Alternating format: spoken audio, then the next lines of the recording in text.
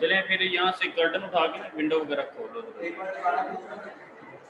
बस ठीक है। वो 2 मिनट अगर पहले बांधता तो अब भी ब्रेकर उधर गया, ब्रेकर उधर गया।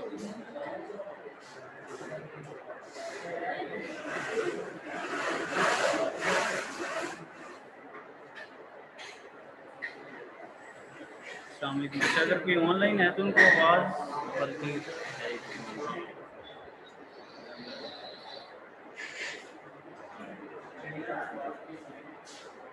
बस ठीक है। चिड़िया पहली दफ़ा दुनिया में आए हो, पहले चिड़िया आज तक कोई नहीं पता चला चिड़िया का।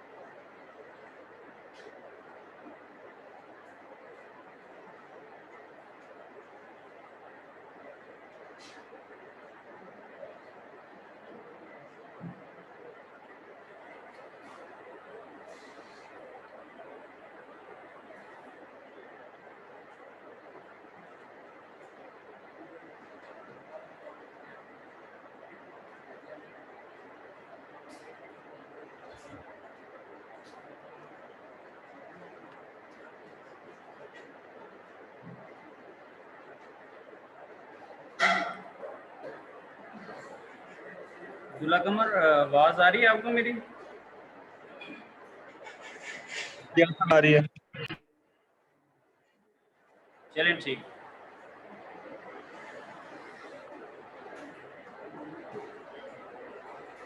आज आपकी एक असेसमेंट ड्यू थी, आज आप ऑनलाइन पहुंच गए हैं।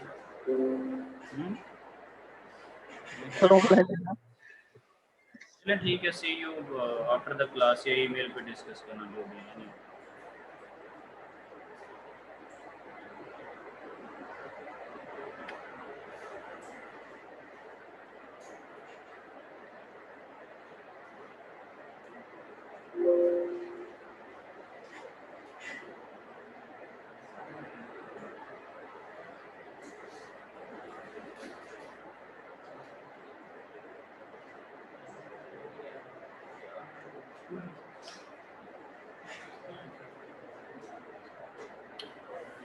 ओके जी, लास्ट टाइम हम ये जो डायग्राम है फिगर 5.16 इसको हमने डिस्कस किया था, ठीक है, कि किस तरह से हम इनपुट साइड से सर्किट को देखते हैं, ठीक है, और अगर हम इनपुट साइड से इसको देखें तो हमें आई वी करंट जो है वो फील हो रहा है, ठीक है, और एक इनपुट रेजिस्टेंस फील हो रही है जो कि बीटा टाइम्स आर ई है। हम कुछ कैलकुलेशंस के बाद इस स्टेप पर पहुंचे थे, ठीक है। इसी तरह अगर आप आउटपुट साइड से सर्किट को देखें तो उसमें जो जो रेजिस्टेंस आपको नज़र आएगी उसको आप आर नॉट कह रहे हैं, ठीक है।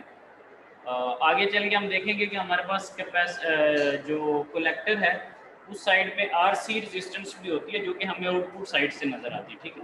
सो उसका कम्बिनेशन बनेगा इन फ्यूचर आर नॉट के साथ, और अगर कोई और रेजिस्टेंसेस आ जाती हैं जैसे आर बी है या R1 R2 को आप पैरेलल में सॉल्व करते हैं, वो इनपुट साइड पे होती है ना, बेस की रेजिस्टेंस भी इनपुट साइड पे होती है, वोल्टेज डिवाइडर बाइस में R1 R2 इनपुट साइड पे होते हैं। सो हम देखेंगे कि किस तरह से उसको ये जो पिक्चर नज़र आ रही है उसके साथ कैसे उसको इनकॉर्पोरेट करना है, ठीक है। सो जैसे 4th चैप्टर के अंदर हमारे पास डिफरेंट टाइप की कॉन्फ़िगरेशंस थी, वो वाला काम स्टार्ट होने लगा। इस ट्रांजिस्टर के मॉडल के साथ जिसको हम आर ई मॉडल कह रहे हैं, इसके साथ हमने डिफरेंट टाइप की कॉन्फ़िगरेशंस को डिस्कस करना है। तो कौन कौन सी टाइप की कॉन्फ़िगरेशंस थी आपके ख्याल में? हाँ जी, ठीक है। आप हाँ जी, और जी कोई किस किस टाइप की कॉन्फ़िगरेशंस जो थी जो कि हमने डिस्कस की थी जी? आप लोग स्टूडेंट ही हैं क्लास के?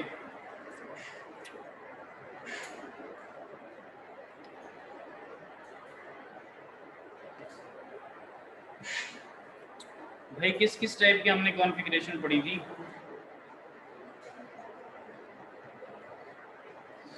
अच्छा, आप लोग को व्हाट्स द प्रॉब्लम वीडियो का है ना, आपको बाहर निकालेंगे तो एक ये स्टूडेंट को उठा के क्लास मीटिंग करो। Do you people need such type of demonstration? What's wrong with you guys? आपको टीचर एक दफा का है, 2 दफा का है, आपको शर्म नहीं आती? यही काम ऑनलाइन होता था। क्या कह रहे हैं? उर्दू समझ आती है सबको? ठीक है, मैं आपकी जो नेशनल लैंग्वेज है उसमें सबको रिक्वेस्ट कर रहा हूँ। ठीक है, नहीं आइडिया होता? हाँ जी, किस किस टाइप की कॉन्फ़िगरेशन है? मैक्सिमम क्या होगा कि गलत हो जाएगा। प्रमोद चेले भी मुझे गलत ही बता रहे हैं ना, इनको देख के मैं कौन सा खुश हो रहा हूँ? तो गलत बता देंगे तो उससे भी वो चीज़ तो हुई है जी।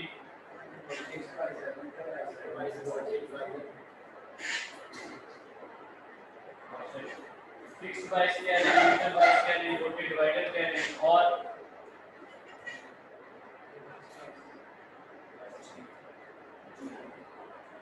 रिवर्स बाइस में तो ये ना कि आप उसको पोलैरिटी क्या देते हैं, बेस या मीटर को या कलेक्टर या बेस पे, तो फिर वो रिवर्स बाइस होता है। रिवर्स बाइस की बेस के ऊपर हमने कोई ऐसा कोई कॉन्फ़िगरेशन नहीं पड़ी। रिवर्स या फॉरवर्ड तो हम एम्पलीफिकेशन के लिए या स्विचिंग के लिए हमारे पास एक कंडीशंस हैं कुछ जिनको हम सेट करते हैं for the sake of switching या for the sake of amplification. तो जब वो पैरामीटर हम सेट कर लेते हैं तो फिर जो कॉन्फ़िगरेशंस देखते हैं उसमें फिक्स बाइस है, वोल्टेज डिवाइडर है, मीटर बाइस्ड है और मीटर फॉलोअर है। ठीक है, कलेक्टर बाइस्ड है, कलेक्टर को हमने ग्राउंड किया हुआ है। 3 चीज़ें तो सीधी सीधी 3 पिंस की ग्राउंडिंग के साथ आ जाती है ना कि बेस ग्राउंड है, ठीक है, मीटर ग्राउंड और कलेक्टर ग्राउंड है, और वोल्टेज डिवाइडर को भी आ जाता है। सो कॉल्ड ये सम सॉर्ट ऑफ कॉन्फ़िगरेशन सी जो कि हमने स्टडी की थी। आप थे पहले भी मेरे पास थर्मो में भी? हाँ, अच्छा, क्या नाम है आपका? मोहम्मद जुनेद हसन। अच्छा अच्छा, सही है। मुझे ऐसा लग रहा था जैसे एक नया बंदा बीच में बैठा हुआ ISI का जो है ना वो। अच्छा जी, सो ये है हमारे पास एक जो ट्रांजिस्टर का मॉडल है उसको हमने स्टडी करना है। आपने या फिर अपनी पिक्चर जरा पुरानी लगाई होगी 89 वाली कोई, जो किसी मेल में या किसी जगह पे लगी हुई है। हाँ, ऐसी है, पुरानी है थोड़ी सी। अच्छा, ये अभी ये जो डायग्राम है इसके नीचे कुछ वैल्यूज लिखी हुई हैं, उनको आप लोगों ने रीड आउट करना है। मैं भी रीड आउट करता हूँ आप लोगों के साथ, लेकिन उससे हमने कुछ कॉन्सेप्ट लेना है, सम सॉर्ट ऑफ कॉन्सेप्ट उससे हमें मिलेगा। उसको मैं क्विकली ज़रा रीड आउट करता हूँ। उसमें लिखा हुआ है कि ये जो इक्विवेलेंट सर्किट है 5.16 that will be use throughout the analysis to follow for the common emitter configuration. यानी कि ये कॉमन एमिटर कॉन्फ़िगरेशन की बेस पे हम इस पॉइंट तक पहुंचे थे फ्रॉम द प्रीवियस लेक्चर। और ये पुरानी बात है कि जो बीटा की वैल्यू है वो 50 से 200 होती है। That is an old concept, right? ये हमें पहले भी हुआ था कि बीटा की क्या रेंज होती है, जब हमने वेरी फर्स्ट टाइम बीटा के साथ फ्रेंडशिप की थी। सो वी वर फेमिलियर के इसकी रेंज क्या होती है, ठीक है। और वो ये कह रहा है कि जो बीटा आर ई है, ठीक है। अब आर ई का मैंने आपको लास्ट टाइम बताया था, that is 26 millivolt divided by the current of the diode, ठीक है। सो इट डिपेंड्स कि वो आई डी या आई ई या क्या करंट है, ठीक है। सो वो ये कहता है कि जब आप बीटा को आर ई से मल्टीप्लाई करते हैं सो ये फ्यू हंड्रेड ओम से लेके मैक्सिमम 6 किलो ओम या 7 किलो ओम तक वैल्यू जाती है। ये उसका एक सो कॉल्ड आइडिया है कि जब आप आर ई को कैलकुलेट करेंगे डायोड की रेजिस्टेंस को, तो आपको पता है कि आप 26 millivolt divided by ID करें, आईडी का भी सम सॉर्ट ऑफ आपको पता है कि वो माइक्रो एम्पेयर्स से मिली से माइक्रोस के अंदर उसका एक स्मॉल सी वैल्यू होगी करंट की। तो आप एक रफ सा स्केच ज़हन में बना सकते हैं, ठीक है, जैसे आपने बीटा के बारे में बनाया हुआ, क्योंकि beta once you are saying कि बीटा रेंजेस फ्रॉम 50 टू 200, तो अब बीटा तो बेसिकली आईसी ओवर आई भी होता है, लेकिन मुझे थोड़ा सा एनालिसिस से ये आइडिया है कि जब मैं उनको डिवाइड करूंगा दोनों वैल्यूज को, तो मैं इसके करीब करीब ही आ रहा हूँ, रेशियो ऐसे ही निकलती। सो ये बीटा आ रही की जब हम वैल्यू कैलकुलेट करेंगे तो वो हमारे पास फ्यू हंड्रेड ओम से लेके, यानी कि might be that would be 200 300 ओम से लेके 6-7 किलो ओम तक आ सकती है, ठीक है। इट कुड वेरी, लेकिन ये एक रफ सा गैस दे रहा है, ठीक है, क्योंकि जब से हमने बीटा को स्टडी किया है कि बीटा की रेंज 50 से 250 होती है, उसने हमें कोई नुकसान नहीं दिया।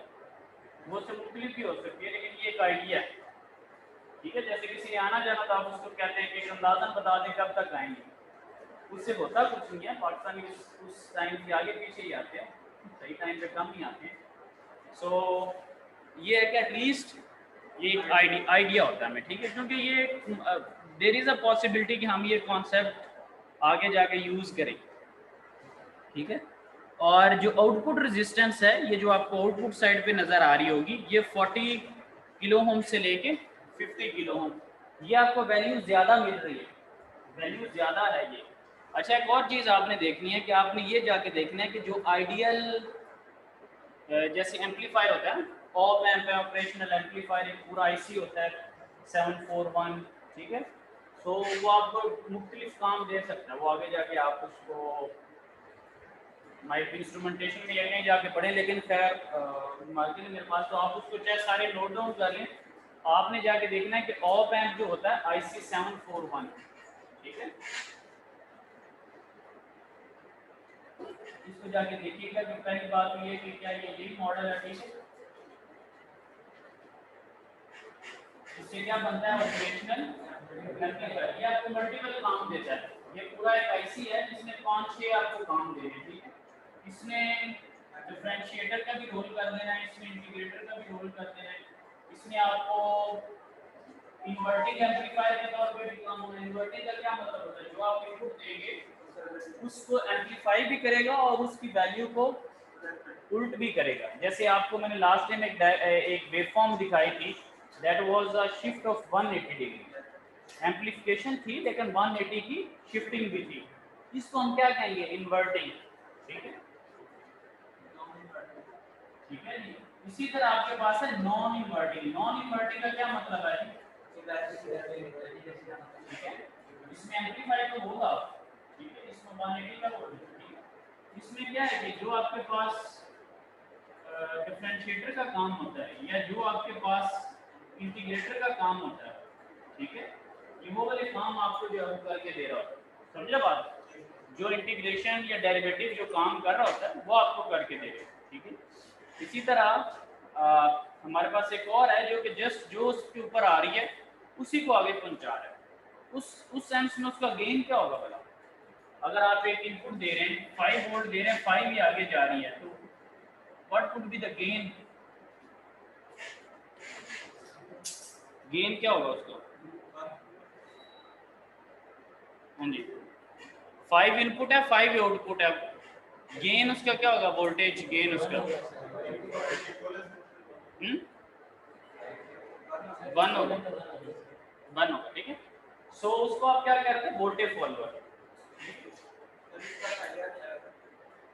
इसका फायदा बड़ा प्यारा क्वेश्चन है, जो किसी को ना पता होगा। इसमें क्या होता है कि ये आपको बात सर्किट्स ऐसे होते हैं जहाँ पे इम्पीडेंस डिफरेंट होती है, समझ रहे बात को। इनपुट साइड पे कुछ और इम्पीडेंस है, आउटपुट साइड पे कुछ और इम्पीडेंस है, ठीक है। हाई इम्पीडेंस है इनपुट साइड पे, आउटपुट साइड पे कम है, या उल्टा भी हो सकता है, ठीक है। तो वहाँ पर हम इसको यूज़ करते हैं, ठीक है। अदरवाइज ये जो चीज़ है इस एंगल से भी आपने स्टडी करना है, ये जो भी बहस चली। अदरवाइज सिंपली एक क्वेश्चन किसी के भी माइंड में आ सकता है कि 5 वोल्ट आप इनपुट दे रहे हैं, 5 वोल्ट आप आउटपुट ले रहे हैं उससे, तो इसका तो कोई बेनिफिट नहीं। आप सिंपल एक वायर डायरेक्ट कनेक्ट कर दें जहां तक आप कोई चीज़ पहुंचाना चाह रहे हैं, rather than to use the IC, समझ ना। यही चीज़ मानिए है ना, आप सिंपल एक वायर के तौर पे उसको यूज़ कर लें, ठीक है।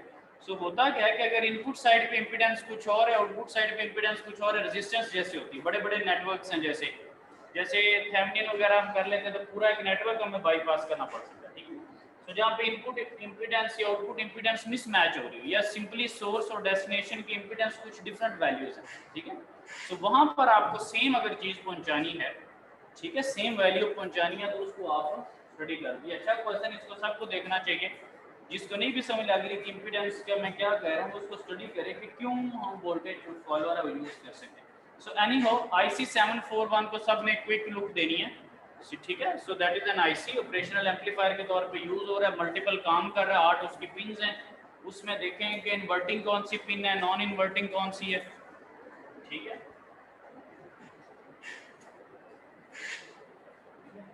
सो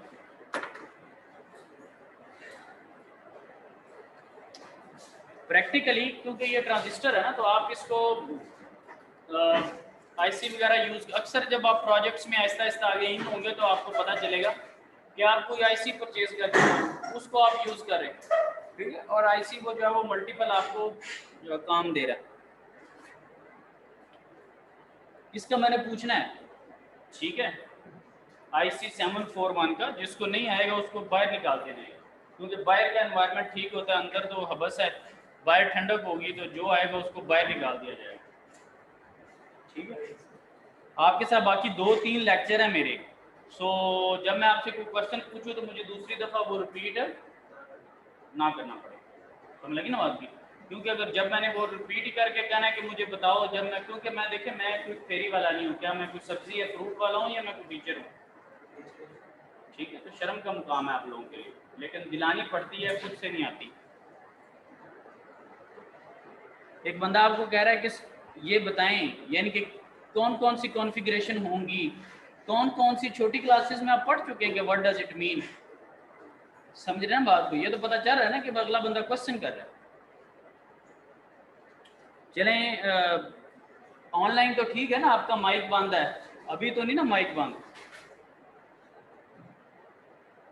सो ये था हमारे पास अमीटर्स चीज़ को डिस्कस किया। जब हम कॉमन बेस की बात करते हैं, लास्ट टाइम मैं इसको डिस्कस कर रहा था कि जब आप कॉमन बेस की बात करते हैं तो आपने 3rd चैप्टर के अंदर देखा था कि बेस, जब आप बेस को कॉमन कर देते हैं तो इनपुट साइड आपकी एमिटर बन जाती है और आउटपुट साइड आपकी क्या बन जाती है, कलेक्टर। तो उसमें हमारे पास एम्पलीफिकेशन के लिए जो हम कांस्टेंट यूज करते हैं, फैक्टर यूज करते हैं, वो हम अल्फा यूज करते हैं, ठीक है। अल्फा क्या होता है, IC ओवर IE। आपको पता है IC approximately is equal to IE होता है, इसकी वैल्यू ऑलमोस्ट 1 के करीब होती है, 0.9999 इस तरह से जा रही है, ठीक है। सो जहां पर आप अमीटर के लिए IC is equal to beta times IB use करते हैं, उसकी जगह ये चीजें आएंगी। बीटा के लिए आप कहते हैं कि IC ओवर IB, और बीटा की जो रेंज है that is from 50 to 250, that is a rough guess, ठीक है जी। सो यहाँ से आपको खुद से आइडिया हो रहा है, अगर एम्पलीफिकेशन लेनी हो तो आप कौन से नेटवर्क को प्रेफर करेंगे, कॉमन बेस को या कॉमन एमिटर वाले को। That is the common base,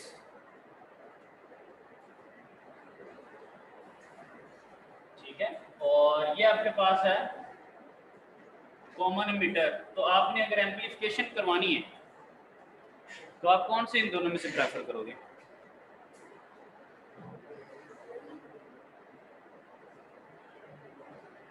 हाँ जी, बेस को, वजह क्या है।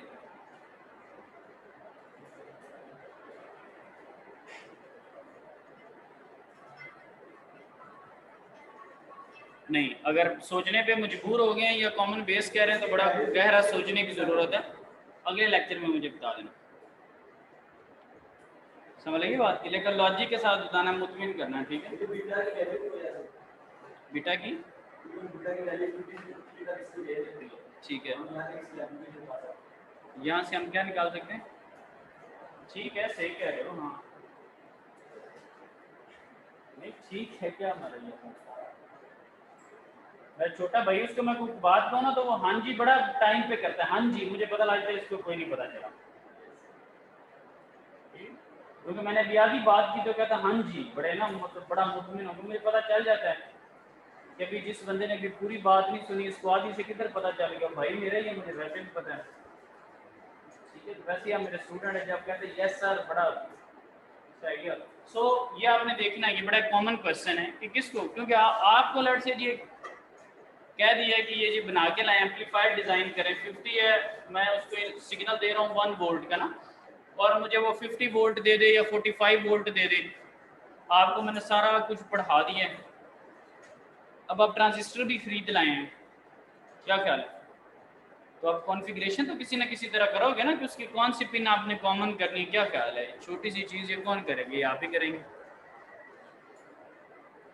लेट्स से, और एक और बताना है, एक और चीज़ जब IC 741 करेंगे आपको प्रैक्टिकली पता होना चाहिए कि ये जो आप एम्पलीफायर पढ़ रहे हैं इसकी ये जी स्विचिंग के काम आता है ना, और एम्पलीफिकेशन के, ये सिर्फ स्लोगन नहीं चाहिए, समझ रहे? नया पाकिस्तान पुराना पाकिस्तान, ये स्लोगन नहीं चाहिए कि जी that is use for the switching, that is use for the amplification. क्या आपको पता है? पहली बात ये है कि पता है तो अच्छी बात है कि स्विचिंग क्या होती है, एम्पलीफिकेशन क्या होती है, और प्रैक्टिकली ये काम पे हो रहा है, समझ लगी ना बात? मिसाल के तौर पे सीमेंट की एक बोरी है, उसको एम्पलीफाई करके 2 बोरियां बना ले, वहां पे यूज होता है,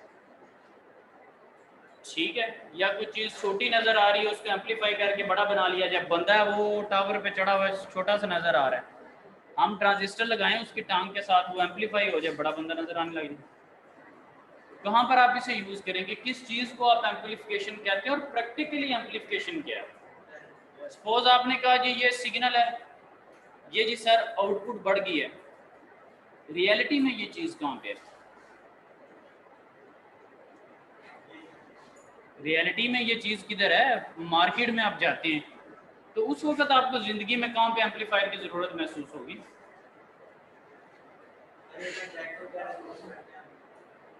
ठीक है, वो कह रहा है डेक यूज़ करते हैं स्पीकर के साथ। गाना तो सुना हुआ एम्पलीफायर वाला, क्या है स्टेटमेंट उसकी? नहीं। कितने कितने लोग ये लिख के भेज चुके हैं कि आई एम योर एम्पलीफायर हैं? कहते are you getting my voice, I am your amplifier हैं? So how many of you guys have committed that के you are the precious amplifiers of someone, and who is that lucky, समझ रहे? वो है ना, समझ रहे हो? ठीक है। सो आपने मुझे अगली दफ़ा ये बात भी बतानी है, क्योंकि पता चले जी मैं बड़े नारे लगाता हूँ, बच्चों को मैंने इलेक्ट्रॉनिक डिवाइसेस एंड सर्किट्स पढ़ाई है, there expert of transistor, BJT, configurations, आपको पता नहीं इससे, तो ये तो बकवास ही आता है, ये इलेक्ट्रॉनिक्स तो नहीं है, समझ रहे हैं? ये तो रिडंडेंट है, ये तो ज़ाया हो गया सारा काम।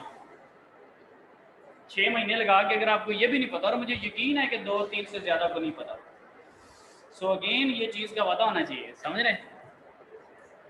नहीं तो सर से मशवरा करके अच्छा सा पेपर सेट कर दूंगा, क्या ख्याल?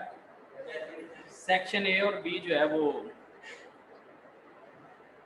साइनोसाइडल बने फिरे, कोई ऊपर जाए लड़का अगले क्वेश्चन में 0 पे, उसके बाद नेगेटिव पे, फिर 0 पे हैं, DC 1 वोल्ट भी हो सकता है, क्या ख्याल है?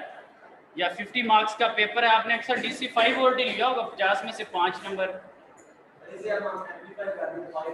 इसे एम्पलीफाई करेंगे। क्या बात है, आप कॉन्फ़िगरेशन क्या नहीं पता, इधर इधर ही फंस गए, क्या लगे? आप अल्फा लगा लेना,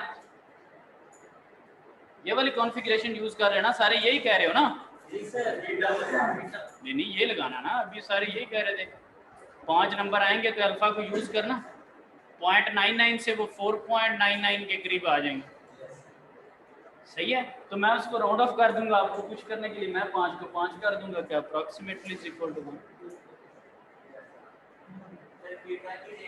वो प्लीज कुछ कहना चाह रहा है, आस्ते आस्ते अंदर से मुस्कुरा रहा है। हाँ जी, कुछ नहीं सोच रहे?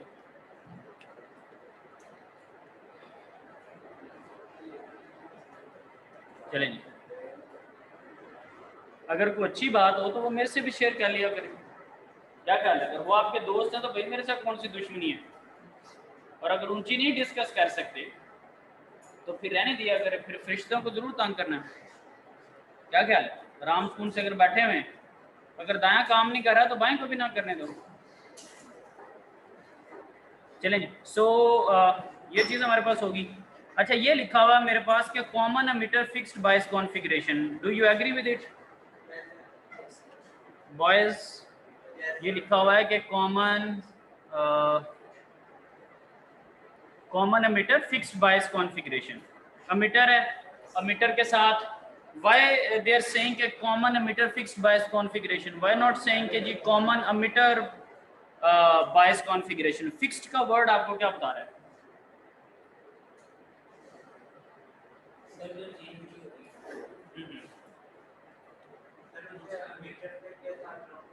ठीक है, वो कह रहा है एमिटर के साथ, एक ये कॉन्सेप्ट आया है कि एमिटर को हमने ग्राउंड के साथ फिक्स कर दिया, समझ रहे? हो सकता है गलत कह रहा हो, ये बॉयस्टर के साथ मिला हुआ हो, आपको बहका रहा हो, इसको बिल गेट्स ने मैग्नेटिक चिप लगाई हो किसी दौर में, ठीक है, इसको कंट्रोल कर रहा हो वो वहां से बैठा हुआ, गलत माइट भी ये इन्फॉर्मेशन दे रहा हो, आपने इस पर गहरी नजर रखनी है, ठीक है, इसके कमेंट के ऊपर, सही है? और क्लास के बाद इसके शोल्डर के ऊपर मकनातीस भी आपने लगाना है,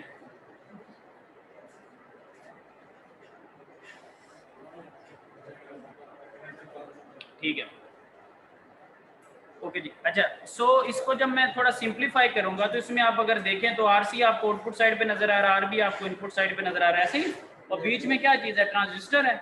मैं इसको इक्विवेलेंट मॉडल के तौर पे लगा दूंगा, क्या क्या इसके इसकी जगह इक्विवेलेंट मॉडल लगा दूंगा जो भी मैंने पढ़ा था, कैसा लग रहा है? ठीक है, थोड़ा सा इसको और ज़रा अगर हैं एम्पलीफाई के वर्डिंग यूज़ किए जाते हैं, एम्पलीफाई करें,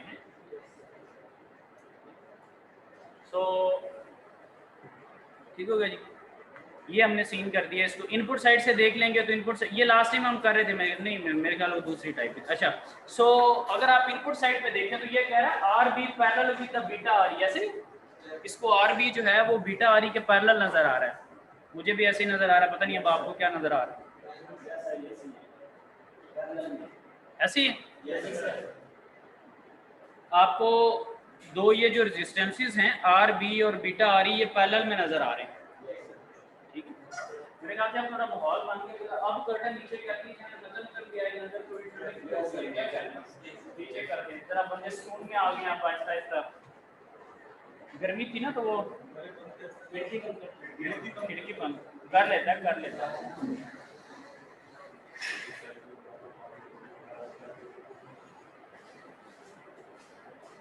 ये वही साफ होता है, शादी खुशी या गमी हो ना तो वहाँ पे बंदे बहुत ज्यादा होते हैं, वहाँ पे मसले के बाद काम करने वाले बंदे को समझ नहीं आती कि काम करना है,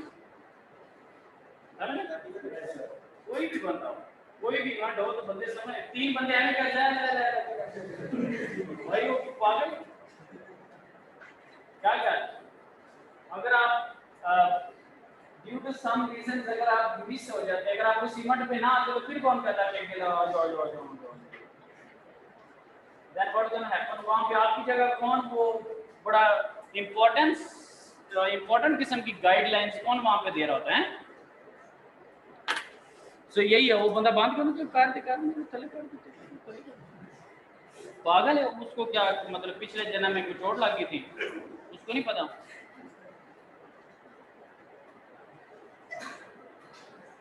अच्छा जी, आर बी और बीटा आर ये आपने पैरेलल में अगर आपको आउटपुट साइड पे रेजिस्टेंस देखनी हो तो कौन कौन से आपको रेजिस्टेंस नजर आ रही है?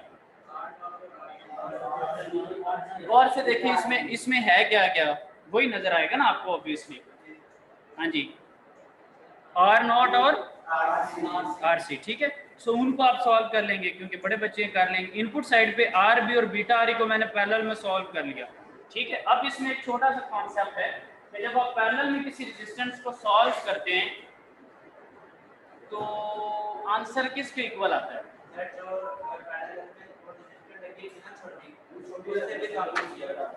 तो आपके पास ऑलमोस्ट जो है वो जो स्मॉल रेजिस्टेंस है उसके करीब करीब आंसर आ रहा था समहाउ, ठीक, उससे थोड़ा कम आ सकता है, उसके करीब करीब आ सकता है, तो वो जो स्मॉल रेजिस्टेंस है उसके इक्वल है। अब मैंने इसमें एक कंडीशन रख दी, मैं कह रहा हूँ वो जो स्मॉल है इसका मतलब ये है कि एक उनमें से बड़ी वैल्यू होगी, क्या ख्याल है? तभी फिक्रा बनेगा ना, वो जो स्मॉल है, क्या ख्याल है? या अगर मैं कहूँ वो जो खूबसूरत है उसका क्या मतलब होगा कि बाकी जो एक दो है खूबसूरत नहीं है, क्या ख्याल है? खूबसूरत पे गाना भी है ना, तुम खूबसूरत, आगे एक दो फिक्रे लगा लें अब आप। हाँ, क्या कर दे? बहुत अच्छे भाई, मेरा पेशा क्या है भाई, कमाल होगी, क्या बात। देखें भाई कैसा बच्चे को जोश है, जैसे ही एसी ने काम किया उसने अपना पेशा ही चेंज कर दिया और मेरा भी करवाना चाह रहा है ना? पहले उसने खुद को बदला है, अब उसने कहा सर को भी बदले, इसीलिए भाई वो मीम बनी है, वेल डन, समझे, ये जो सारी चीजें बिला वजह तो नहीं बनी, अदरवाइज कोई जरूरत नहीं है, लोगों को पता, लोग समझ भी रहे होते हैं ना।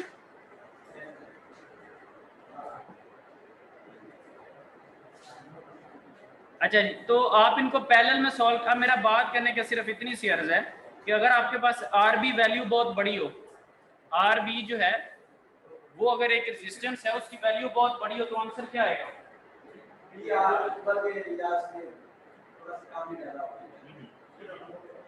वो आपके पास इक्वेशन 5.5 लिखी हुई है कि R be with the parallel of beta times R E, तो अगर आर बी की वैल्यू बड़ी, आप सॉल्व करके देख लीजिएगा, आप बाद में जाइएगा, एक रेजिस्टेंस को आप 100 ओम रख लें, एक को 2 ओम रख लें, आप उनको जरा सॉल्व करिएगा, देखिएगा पैरेलल में क्या आंसर आता है।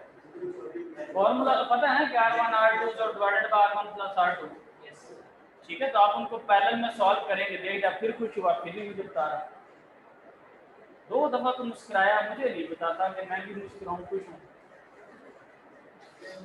और साथ वाला उसका सोर्स बन रहा है हल्का सा, वो बड़े दोनों बड़े सीरियस हो गए। भाई कोई बात नहीं, मुस्कुराना चाहिए बंदे को, आए सम मैसेज पढ़ के अक्सर हम मुस्कुरा लेते हैं, और उस मुस्कुराहट से मैं फर्दर पता चल जाता है क्या कर, अगर मैंने आपको मैसेज की फनी जोक भेजी होगी वो आपके चेहरे की मुस्कुराहट कुछ और होगी, सही, और अगर एम्पलीफायर ने भेजी होगी तो वो आपके चेहरे की मुस्कुराहट कुछ और होगी। पेरेंट्स जो होते हैं वो आपके मैसेज को नहीं देख रहे थे, वो आपकी फीलिंग्स को देख रहे होते हैं। बच्चा कल ही 11 बजे कोने च बैठ के हंस रहा है, वजह से ठीक है, क्या कह रहा, कुछ बंदे यूं करके सोच रहे हैं कि सर को कैसे पता चल गया कि 11 बजे जो है ना वो, सो आपके पास जब एक वैल्यू बड़ी होगी तो स्मॉल वैल्यू के इक्वल जो है ना वो रेजिस्टेंस का आंसर आएगा, तो आपने उसको बीटा आर ई लिख दिया। इसी तरह जब आप पैरेलल में जाएंगे तो आर सी आर नॉट के पैरेलल है, समझ रहे, इन दोनों को आप सॉल्व करेंगे, अगेन यहाँ पे भी वही जानकारी चलेगी कि अगर इन एनी केस एक वैल्यू बड़ी, अब जो मैं आपसे बात कर रहा था कि आर नॉट की जो वैल्यू है, जो मैंने कहा था कि ये कुछ चीजें हम पढ़ते हैं जो कि आगे यूज होंगी, आगे मैंने जब बताया था बीटा 50 से 250 आउटपुट रेजिस्टेंस पे लिखा होता है कि वो बड़ी वैल्यू होती है, 40 किलो ओम्स, 50 किलो ओम, अमूमन आपको वो बड़ी वैल्यू नजर आती है। सो अगेन वो क्लेम कर रहा है कि अगर आर नॉट जो है वो अगर एक बड़ी वैल्यू है 10 टाइम्स आर सी, तो आपके पास आंसर क्या आएगा, छोटी रेजिस्टेंस के इक्वल आएगा।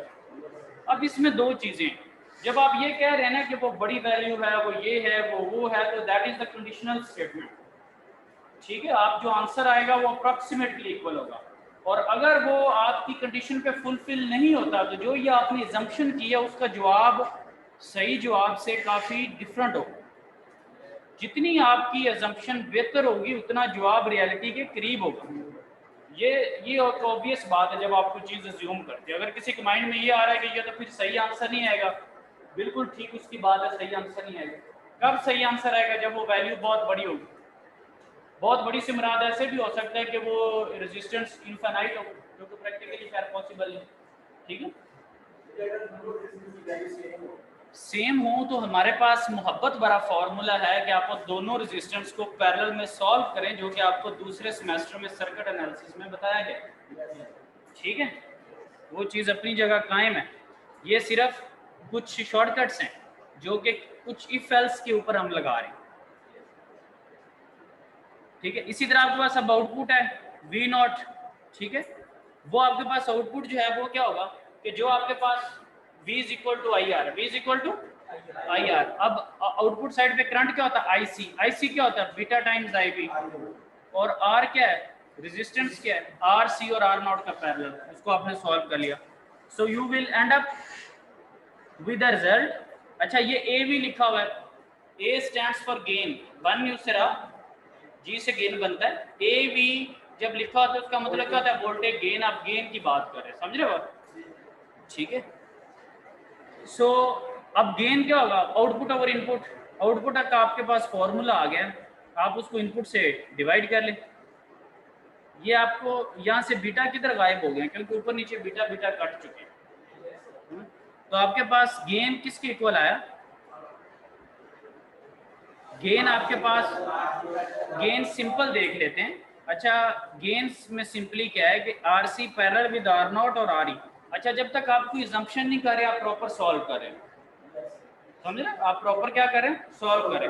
जब जब आप assumption करेंगे तब तक अप्रोक्सीमेटली इक्वल आप करते जाएंगे, और वो तब तक assumption का आंसर ठीक रहेगा जब तक कि वो कंडीशंस फुलफिल हो रही है। जैसे आप इफ एल्स लगाते हैं ना, इफ, तभी वो कुछ करेगा। So again you are assuming कि आर नॉट एक बहुत बड़ी वैल्यू है। अगर आर नॉट एक बड़ी वैल्यू है तो आर सी के जब आप पैरेलल में सॉल्व करेंगे आंसर किसके इक्वल आएगा, स्मॉल रेजिस्टेंस आर।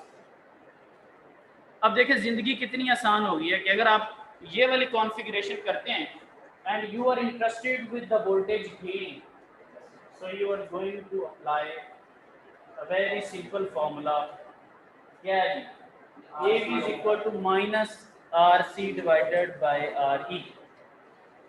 अच्छा ये माइनस का साइन क्या बता रहा है, माइनस का साइन ये बता रहा है जो उस दिन आपको वेव फॉर्म दिखाई दी कि ये गेन तो देगा, गेन कितना देगा, जो न्यूमेरिक आंसर आएगा, लेकिन उसको जब आप सिग्नल अप्लाई करेंगे, सपोज इसका आंसर आ जाता है -200, लेकिन क्या आ जाता है जी, -200। सपोज आपने ये चीज अप्लाई की हुई, ठीक है, तो उसको वो क्या करेगा, अगर तो आप इसको एम्पलीफाई इसी तरह करते हैं तो ये सपोज मैं कहता हूँ अगर नेगेटिव नहीं है, ठीक है, ये जी एम्पलीफाई हो गया, ये दोनों एक ही पॉइंट पे जाके मिल गए।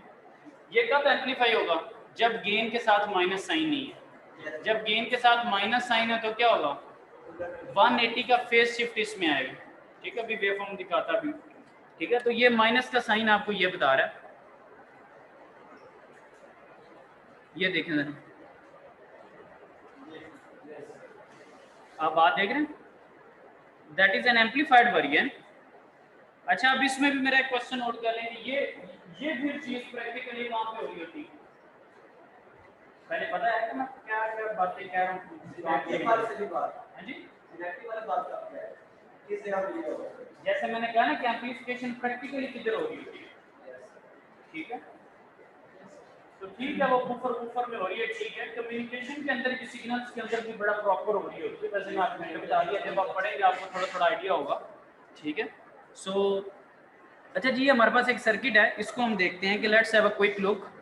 So how is your feelings after looking into this circuit, ठीक लग रहा है, सही है, देखी देखी चीज है, कोई मसला मसाइल तो नहीं है, यही अभी हमने देखा है ना, क्या ख्याल है आपकी फिंगर टिप्स पे सारी चीजें, आपने बस कह दिया कि सर जी बस 2 मिनट दे दें अभी सॉल्व कर देते थे, क्या ख्याल,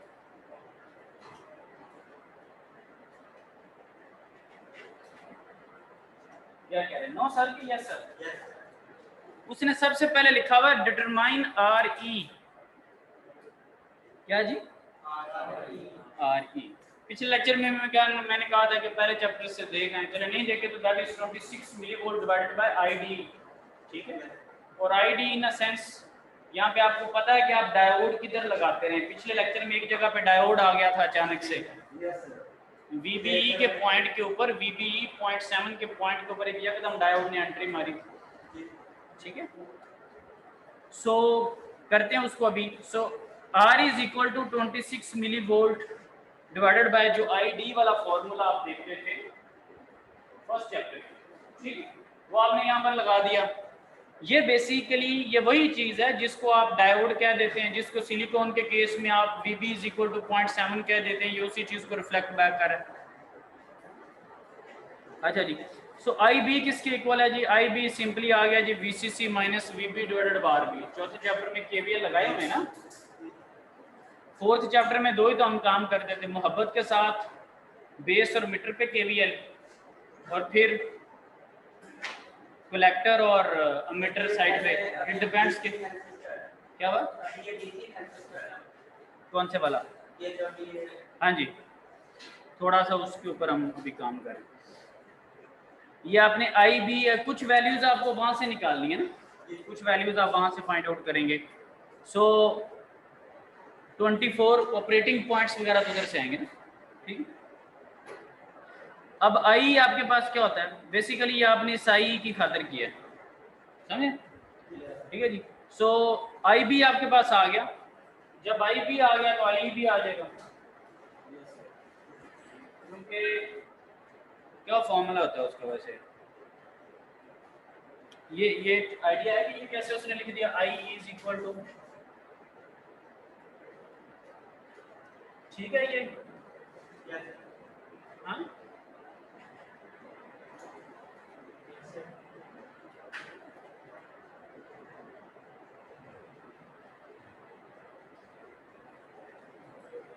कईयों को ये फॉर्मूला भी फॉर्मूला शीट में चाहिए होगा ना, यू के लिए वैसे, ठीक है। सो आपने ये काम कर दिया जी, पुराना फॉर्मूला आर ई भी आपने कैलकुलेट कर लिया। सो आपने कैलकुलेट कर लिया जी बीटा टाइम्स आर ई। क्यों इस तरह काम करा देख लेते हैं कि हमें रट्टा ना लगाना पड़ जाए। उसने कहा डिटरमाइन आर ई, नहीं भी मैं करता, मुझे पता है इक्विवेलेंट मॉडल मैंने कहा हुआ कि बीटा टाइम्स आर ई होता है, तो अगर ये नहीं भी कहता तो मुझे ये करना पड़ेगा, क्योंकि मैंने ट्रांजिस्टर की जगह इक्विवेलेंट मॉडल प्लेस करना है, ठीक है। ओके जी, फाइंड जी इनपुट, इम्पीडेंस इनपुट साइड पे। अगर वो पार्ट ए ना भी पूछता तो पार्ट बी में मुझे वो काम करना ही पड़ना था, क्या ख्याल है, क्योंकि पार्ट आपने क्या कहा हुआ आर बी, आपने ये क्लेम किया हुआ ये वाला, इस नेटवर्क के अकॉर्डिंगली आपको क्या लग रहा है कि आर जो आर बी है that is parallel with the, आपके पास क्या चीज है, बीटा टाइम्स आर, ठीक है। सो इसके लिए आपको बीटा आर ही तो करना ही पड़ना था। उसने पार्ट ए में कह दिया चलिए आप स्टेप बाय स्टेप आ रहे, ना भी वो कहता तो ये आपकी ड्यूटी थी, समझे। पार्ट ए अंडरस्टूड था किसके अंदर आ जाता। अच्छा जी, फिर आपने ये क्लेम भी किया हुआ है कि आर बी एक बहुत अगर बड़ी वैल्यू है तो आंसर किसके इक्वल आएगा, बीटा आर ई के इक्वल।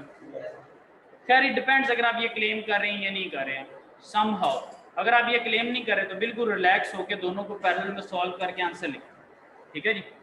ओके जी, आपने वो आंसर लिख दिया 1.07, ठीक। और वैसे भी बीटा आर ई को भी आप देखें तो उसके करीब करीब ही आंसर है। अगर हम अज्यूम भी करना चाहें, उसके लिए कंडीशन क्या थी, आर बी को कब आप कह सकते हैं, जब आर बी 10 टाइम्स बड़ी हो, आर बी क्या हो 10 टाइम्स बीटा आर ई से ज्यादा हो, तो तब आप अजम्पशन भी कर सकते थे, ठीक है। ओके जी, इनपुट आपने निकाल ली, ठीक है, और साथ में आर नॉट उसने आपको इन्फिनिटी कहा, कैलकुलेट जी आउटपुट। अब आपने आउटपुट रेजिस्टेंस कैलकुलेट करनी, तो आउटपुट रेजिस्टेंस क्या थी, आर नॉट और आर सी के पैरेलल। तो आर नॉट तो बहुत बड़ी वैल्यू है, तो इसका मतलब है छोटी के करीब आंसर आ जाएगा, ठीक है। आर नॉट बहुत बड़ी वैल्यू है तो छोटी के करीब आंसर आएगा। वो ओपन सर्किट है, उधर तो करंट नहीं जाने, इसने इसी को आगे फॉलो करा। इसी तरह आपने वोल्टेज गेन निकाल लिया -280, ठीक है।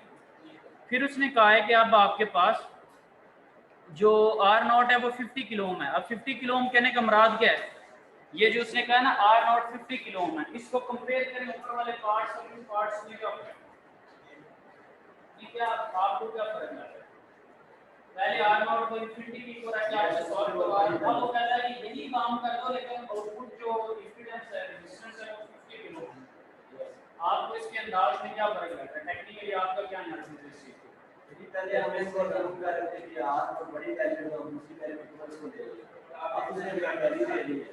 उसके बाद आप ये कह रहे थे कि आर नॉट बहुत बड़ी वैल्यू, आप जंक्शन भी करते तो आपका आंसर ठीक आ जाता है। वैसे कोई इनफिनिटी एक बड़ी वैल्यू, आप जैसे भी सम हाउ उसको करते आपको आंसर ठीक ही मिला, अप्रोक्सीमेशन की वजह से सारा कुछ हो रहा है।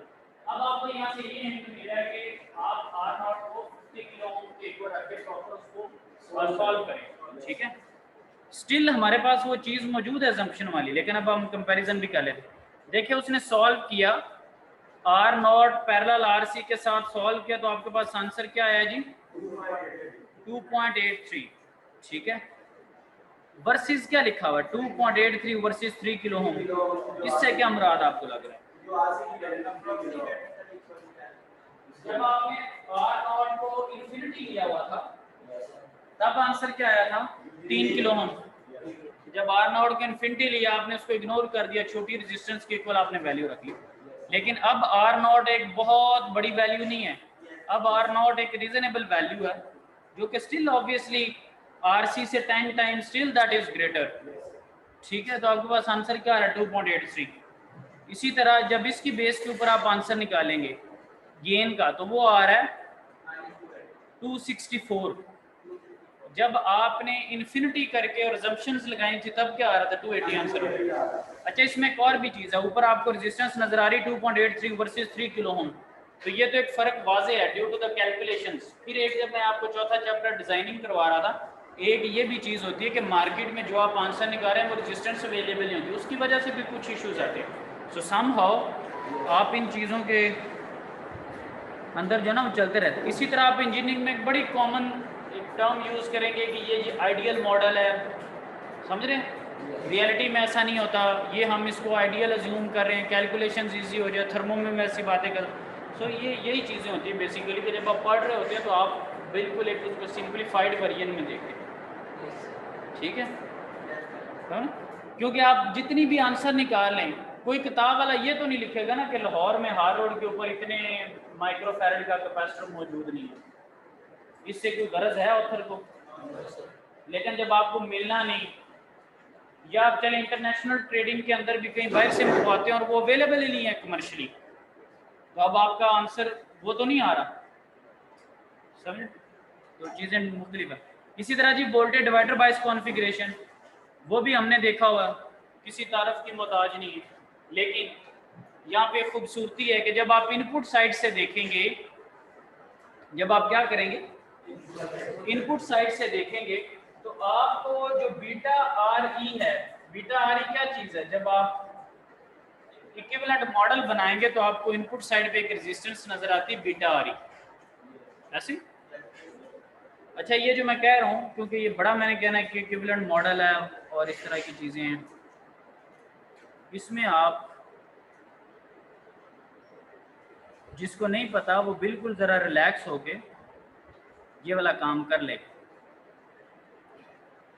अपनी ज़िंदगी के फारग औकात में इससे दोस्ती कर ले कि ट्रांजिस्टर का इक्विवेलेंट मॉडल क्या है, सही? क्योंकि मैंने on end of beta R ई कहते रहना है और आपने तब तक परेशान होते रहना जब तक कि मैं क्लासरूम से चला नहीं जाऊंगा।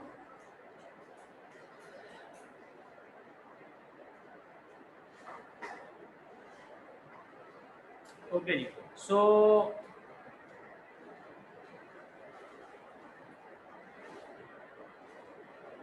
Okay, so beta R E जो है वो मुझे यहाँ पर नज़र आएगा बेस के साथ, लेकिन उसके साथ आपके पास क्या है कि ये जो बीटा आर ई है उसके साथ इस वक्त क्या है? आर बी है या कुछ और मामला है? पहले तो आर बी था पिछले केस में, तो अब क्या है जी? नहीं, अब तो बेस के साथ दो रेजिस्टेंस होगी ना, अब बेस के साथ आर बी नहीं रहा, बेस के ऊपर जो कनेक्शंस हैं वो R1 और R2 दो आपको नजर आ रहे हैं, जिसको सम हो आप पैरेलल वगैरह में सॉल्व करेंगे। ठीक है, सो अभी जो आपको चीज नजर आएगी बीटा आर ई के साथ, उसमें R1 भी है और R2 भी है, और दोनों किस तरह पैरेलल में आपके पास आ रहे हैं। ठीक है, R1 पैरेलल विद R2, यानी कि जब आप इस चीज को देखेंगे तो अब आपको कुछ इस तरह की चीजें सॉल्व करनी पड़ रही है, कोई मसले वाली बात नहीं है। ठीक है, जब आउटपुट को देखने की बारी आएगी मैं उसको भी देख लूँ। ये क्यों चीज़ें बता रहा हूँ? क्योंकि मेरा टाइम इसको लगा रहा हूँ, मुझे इक्विवेलेंट मॉडल का पता है, मैं चीज़ों को सिंपलीफाई कर रहा हूँ। ये देखें ज़रा, फिगर 5.27 को कुछ ज़्यादा ही गौर से देखें, जितना देख सकते हैं। वो कहते हैं ना, उसको मैंने इतना देखा जितना देखा जा सकता था, फिर भी कह रहे हैं फिर भी कितना देखा जा सकता था, इतना देखा जा सकता, देखें सर। हाँ जी, खुश हो जाते हैं। One sensing amplified diode doesn't matter. IB not interested. Beta times IC what the hell? हाँ जी, कितना देखा जा मतलब माहौल बन रहा है, मतलब इस बात आ रहे फीलिंग्स सुधर रही हैं चीजें। ये देखें जरा, तो इसमें क्या चीजें हैं कुछ।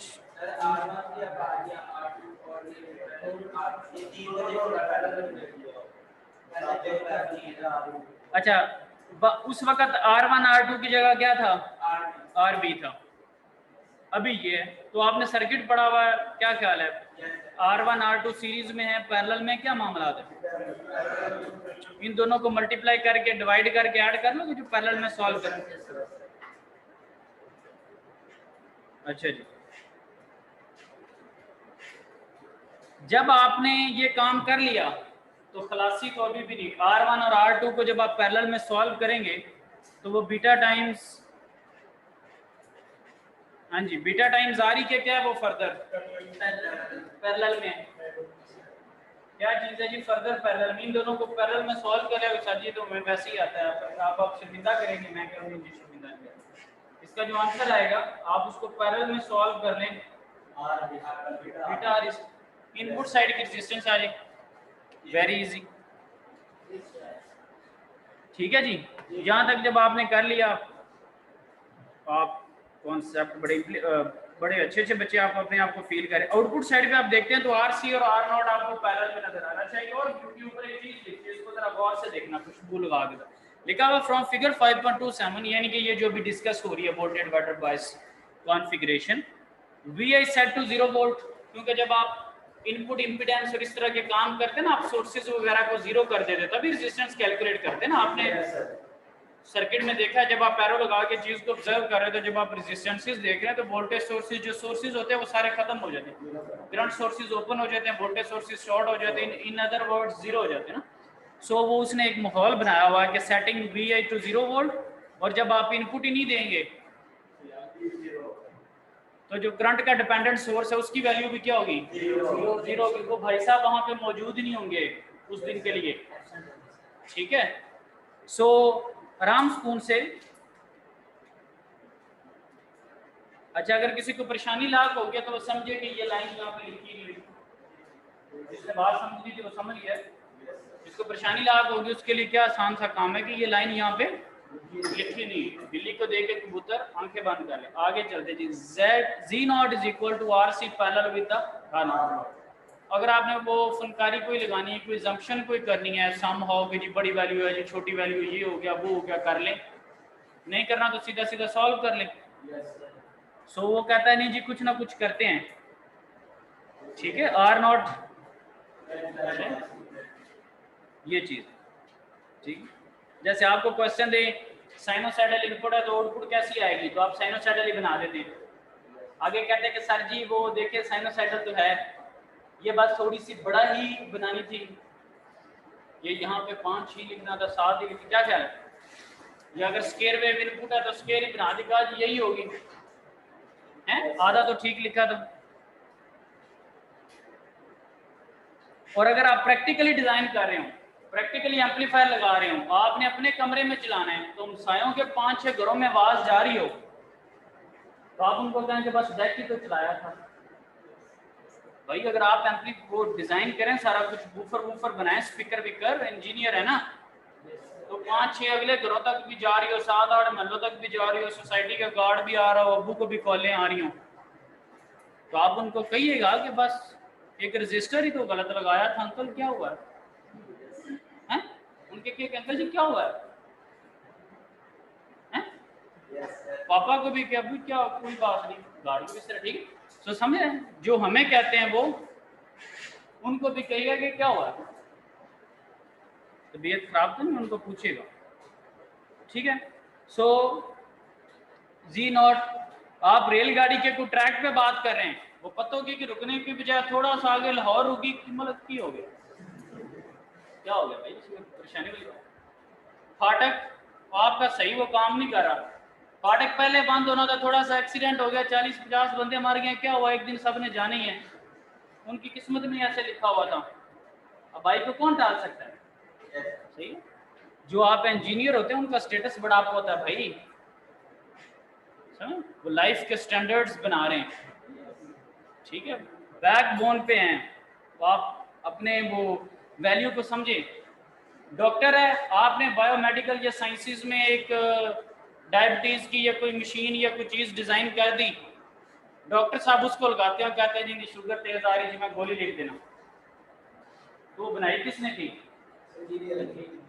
कोई और आप काम करते हैं, कोई और डिवाइस लगाते हैं, डॉक्टर साहब के पास कॉन्फ्रेंट के ऊपर यहाँ पे 10 टेस्ट होते हैं, बल्कि 10 नहीं कुछ ज़्यादा ही होते हैं, जितने भी आते हैं। आप अपने मामा पापा को अगर कहीं चेक करवाते हैं, तो बंदा हॉस्पिटल जाता है, तो ये भाई का जरा ये वाली साइड देखिएगा, ये इधर वाली, तो वो एम 5-6 के ऊपर यूँ टिक मार्क लगा देते हैं कि ये टेस्ट करवा लें, उसमें कोई हेपेटाइटिस भी आ रहा है, मतलब कोई डायबिटीज का भी आ रहा है, कुछ महीना पुरानी रिपोर्ट भी आ रही है, कुछ 40 दिनों का और भी मामला आ रहा है, जब निकलता है तो आपको पता आगे रेंज लिखी होगी, आगे कुछ और लिखा हुआ, तो वो कहेगा जी मैं आपको गोली लिख देता हूँ, ये आपको समझ आने, अगला बंदा क्या समझ लेगा। तो भाई उसने चेक कर दिया, अब मैं कुछ पेशेंट्स के साथ जा जाके रेंजेस का, तो मुझे पता लग गया कि इसकी कौन सी चीज़ कम ज़्यादा है, ठीक है। ऑपरेशन पे कोई बात ना आ जाए, फिर डॉक्टर का सिस्टम शुरू होगा, तो अगेन वो जो सारी मशीन और वो जो सारा सेटअप है उसमें बहुत सारे, ठीक है। तो आप बैक एंड पे सोसाइटी के बैक फेस के ऊपर हैं, कोई उसको नहीं करता, ये हम एसी के नीचे बैठे हैं, पंखा चल रहा है, क्या ख्याल, क्रेडिट किसको जा रहा है? इंस्टीट्यूट को।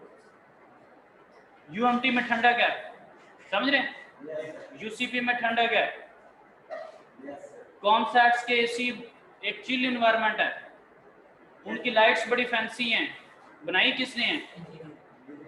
किथे, वेयर इज ही? पेट्रोल तेल पूरा नहीं हो रहा मोटरसाइकिल को, ठीक है, किसमें? सही है, ये पॉइंट भी ठीक है, क्योंकि उनका ब्रेकर बंद होता है 8 बजे के बाद चले शायद इस वजह से, ठीक है। So that is the positive aspect of this गर्मी। सो गर्मी के ऊपर भी है कुछ ना कुछ, वो भी you have might be you have heard that, कोई बात नहीं। सो उसके लिए मेरे दिल में कमेंट आ रहा था, लेकिन that is not a feasible place to share that comment, लेकिन उसको मैं चले हाइड कर लेता हूँ। एनी हो, ठीक है जी, इनपुट आपके पास, आपने उसको लिख लिया, आरसी को आपने पैरेलल में सॉल्व कर लिया, या आपके पास आ गया, वोल्टेज गेन आप निकाल लें। इसी तरह उसने आपको कह दिया जी आर ई निकालें, जी इनपुट निकालें, जी आउटपुट। मसला क्या है, सिर्फ और सिर्फ, अच्छा इसमें एक बड़ी मजे की बात थी, जो कि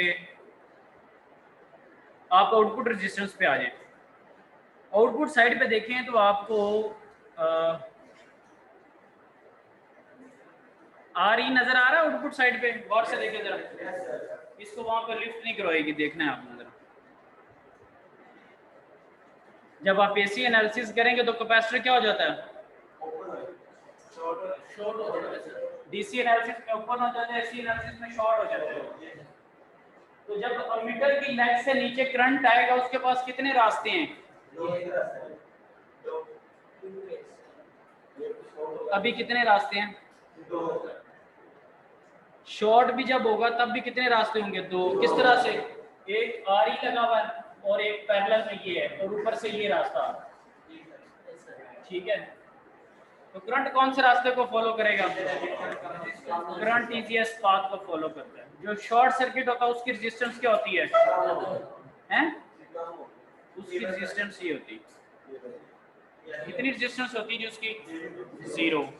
इजी पाथ को फॉलो करेगा, आर ई बाईपास हो जाएगा, तो आप यहाँ पे बाईपास के अल्फाज भी सुनेंगे।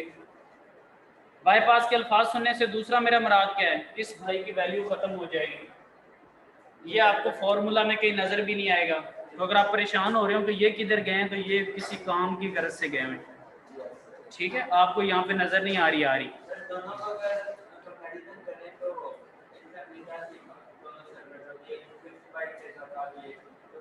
इसमें सीखते हैं, इसमें आहिस्ते आहिस्ते सीखेंगे। सबसे पहली बात है कि कैपेसिटर से क्या सीखा, अगर आपको आर ई का इफेक्ट रखवाना है तो ये कैपेसिटर ना लगाएं, ये बाईपास कैपेसिटर आगे आ भी जाएगा, बाईपास नहीं भी होगा।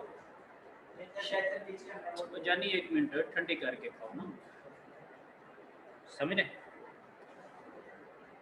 माहौल बनाना कि पहले तो कैपेसिटर पे बात आना कि नहीं लगा। अब जो अगली बात आप कर रहे हैं, जब आप उसको प्रैक्टिकली सॉल्व करते हैं तो आपके पास गेन की कोई वैल्यू आ रही होगी, गेन का कोई फॉर्मूला आ रहा होगा, वहां से आप अंदाजा लगाएंगे कि ये बीटा पे डिपेंड कर रहा है, किस चीज पे डिपेंड कर रहा है, किस कंपोनेंट पे डिपेंड कर रहा है, और इसकी वैल्यू उससे बड़ी आएगी कम आएगी। अभी जब आप गेन्स के सारे आंसर निकालेंगे, सारी कॉन्फ़िगरेशंस में आप यही देखेंगे कि एक तो इनकी डिपेंडेंसी किन चीज़ों पे है, क्योंकि हमने वेरिएशन से भी जान छुड़ानी है, बीटा और इस तरह की चीज़ों से, इसमें कोई शक नहीं कि जान नहीं छूट सकती। और दूसरा हमारा काम क्या है कि एम्पलीफिकेशन लेनी। अभी आगे आंसर आएगा, कुछ जगह के ऊपर एम्पलीफिकेशन आपको सिर्फ 3 वोल्ट मिल रही है, उस दिन भी दिखाया था, ठीक है? तो ये चीज़ें हम एनालाइज करेंगे एट दी एंड, ठीक है, कि फॉर्म रिजल्ट क्या निकलता है और रिजल्ट की बेस पे वैल्यू क्या निकलती है, क्योंकि हमारा सोल पर्पस ये है कि हम स्विचिंग और एम्पलीफिकेशन करें। एम्पलीफिकेशन उसमें हम वो वाला काम करेंगे जो कि हमें बेस्ट एम्पलीफाई करवा रहा होगा, और वो कैसे पता चलेगा? रिजल्ट्स देख के, पहले एक्सप्रेशन देखेंगे फिर वैल्यू पुट करेंगे, रिजल्ट आ जाएगी, ठीक है जी। सो इसी वजह से आपको यहाँ पर आ रही वो नज़र नहीं आया। जब आप इस पे आएंगे, यहाँ पे देखें ज़रा, वही चीज़ है, वोल्टेज डिवाइडर को एक दफ़ा छोड़ दें कि बेस पे क्या लगा हुआ था, आप आउटपुट साइड पे देखिए वही आ रही है। इसको जब आप देखोगे इसकी आउटपुट तो आ रही को आप कंसीडर करो, करेंगे। पहले क्या मसला हुआ था, ये देखें जरा, इधर गया पहले ये जो है,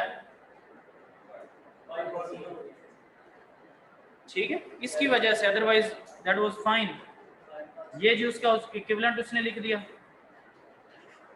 अब जो अच्छी चीज आपको दिखाने वाली है, ये देख क्या वर्ड लिखा हुआ है यहाँ पे, कोई चीज मुख्तलिफ नहीं है,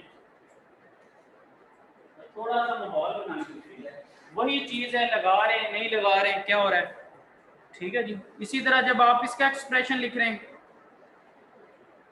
अब देखें ना, जो पिछला आपको रिजल्ट दिखाया है, जब आ रही उसमें आ ही नहीं रहा, जब आ रही एक चीज में आ रहा है, एक चीज में नहीं आ रहा, एक में उसका इफेक्ट बन रहा है, एक में उसका इफेक्ट नहीं बन रहा, आप उसका पॉजिटिव या नेगेटिव भी नहीं ले सकते। सपोज मैं यहाँ पे जी वोल्टेज गेन लिखता हूँ, ये देखिएगा जरा, यहाँ पर लिखा हुआ माइनस, ये मैंने लिख दिया रिजल्ट जी, कंपेयर कर लेते हैं, माइनस आर ओवर ये अन बाईपास के ऊपर अलर्ट से, ठीक है। इसी तरह बाईपास के ऊपर स्मॉल वाला आपको आर ही मिल जाएगा,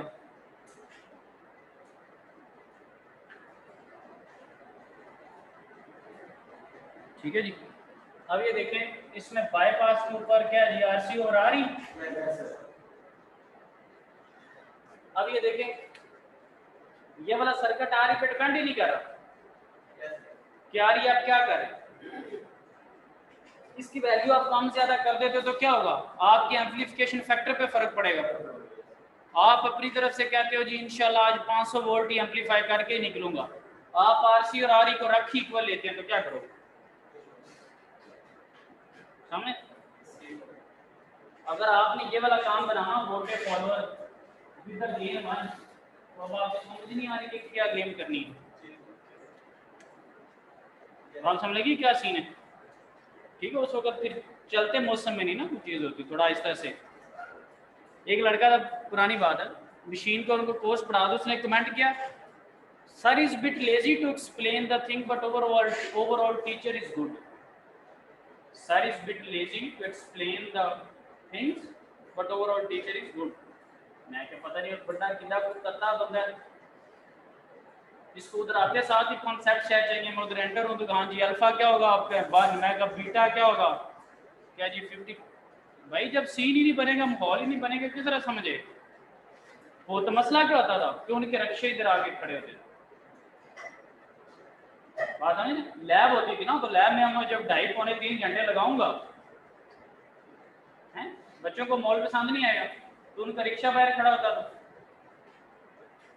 ठीक है। उन्होंने तो खुद ही कहना है कि सर को पौना घंटा पहले छोड़े। भाई जब आपका स्केड्यूल्ड 2.25 घंटे का, तो मैं किधर छोड़ दूँ, ठीक है। अच्छा, आपका क्विज एक मैंने लेना है अगले बुध को, आज क्या दिन है जी, बुध, एक ठीक एक हफ्ते बाद,